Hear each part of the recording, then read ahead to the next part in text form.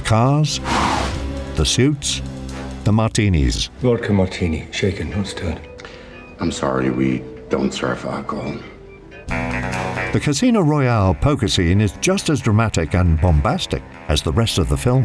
I hope our little game isn't causing you to perspire. But how do you turn a simple card game into tense and thrilling cinema? I won't consider myself to be in trouble until I start weeping blood. It's time to lay the cards on the table. This is the director's playbook. The Casino Royale poker scene is actually divided into multiple scenes. The approach Campbell and his DP Phil Meheux took was to give each scene a different visual language. One game was shot with a static camera, the next with a moving camera, and the last was designed to close in on Bond and Le Chiffre.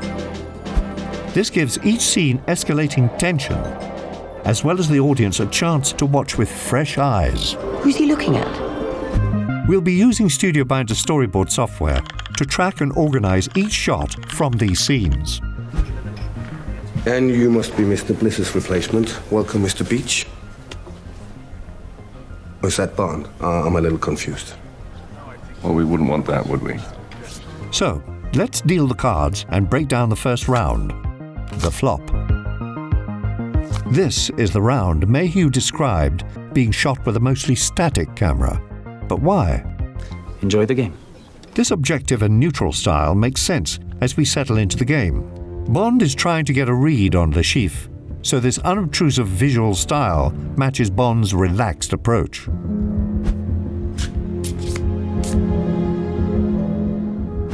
There are only two shots with a moving camera worth mentioning. When the cards are dealt, and this shot. We dolly and pan over to an over-the-shoulder on Le Chiffre. There are other players at the table, but this shot reminds us that this game is really only between these two men. The rest of the scene is quite standard. Some quick Dutch angles on the cards and chips, and a pair of extreme close-ups on Le Chiffre's eyes as Bond spots his tail.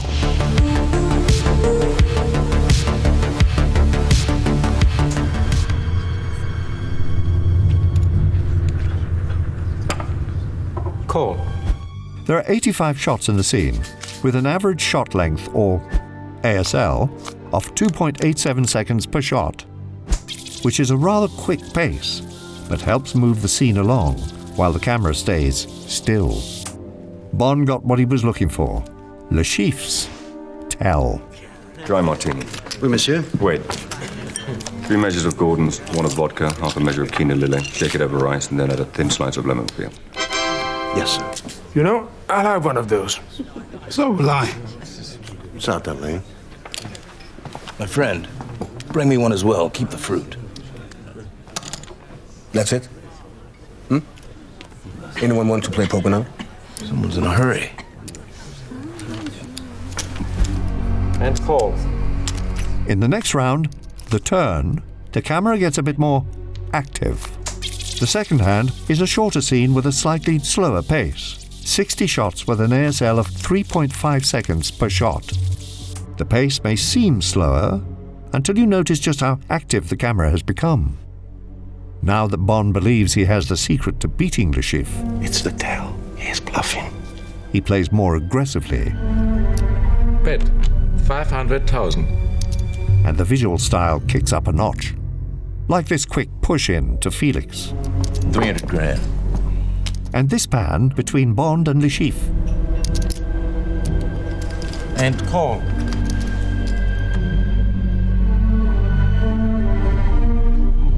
And the final change worth mentioning are the inserts of cards and chips.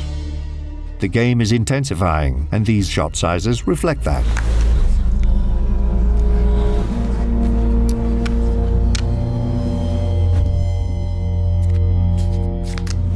Well, it's 14 million and 500,000. It's up to you, Monsieur Bond. Bond will have to go all in to call his bluff. Call. Call. Gentlemen, showdown, please. Full house. Kings and aces. Monsieur Le Chiffre? Remember, at this point, Bond believes that he's spotted Le Chiffre's tell and has the upper hand, until the rug gets pulled out from under him. Oops. And Bond loses everything. You must have thought I was bluffing, Mr. Bond. Please, we will now break for 1 hour.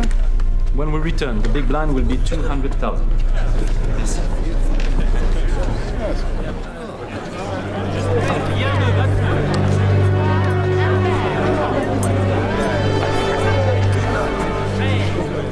Vodka martini. Shaken or stirred? Do I look like I give a damn? Let's move on to the final showdown.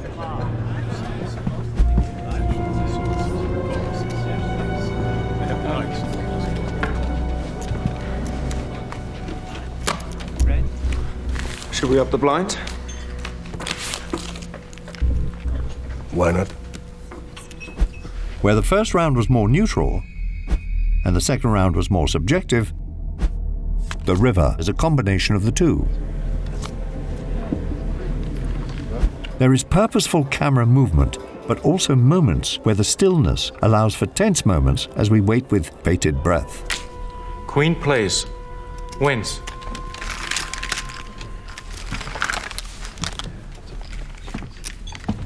This is Bond's last chance to win, and there's no holding back. One immediately recognizable shift is the camera's orientation to the players. All in. Bet is 6 million. In the first two rounds, with the 180-degree line running through our hero and villain, the camera mostly stayed on Bond's left. Now, we are positioned on his right. This could suggest a power shift, as Bond takes control of the game.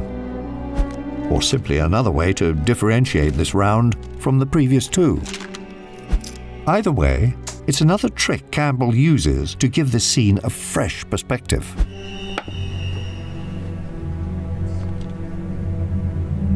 Another noteworthy evolution to the visual language are these claustrophobic over-the-shoulder shots.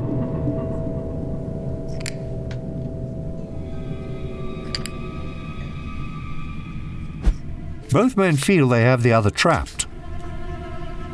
So shots like these give them no room to move or breathe. 40,500,000 all in.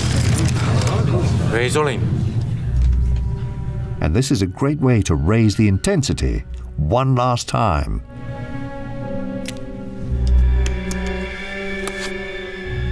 Well, I think I will call you on that one.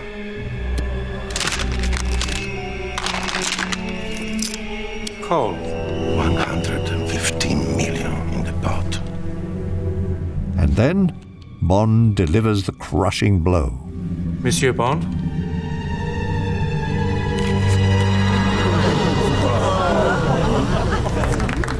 Five and 7 of spades. The straight flush. The high hand. Monsieur Bond wins. For you. Thank you very much. These poker scenes represent a fraction of Casino Royale's runtime, and yet they are some of the most memorable. This lesson isn't just about how to shoot a card game. A director shooting any project with a consistent type of scene should take note. If you're prepping a scene with layered conflicts or complex geometry and eye lines, it's helpful to use a shot list and storyboards to design your sequence. Studio Binder lists all of these shot spec options out for you, so you can mix and match unique combinations and plan your shoot to a T. To get access to more top-secret videos like this, you'll need the secret access code. Or just hit subscribe and click the bell to receive highly sensitive communiques. That's it from us here at Binder. Studio Binder. I'm 00. 7! I can't believe that just won! Secret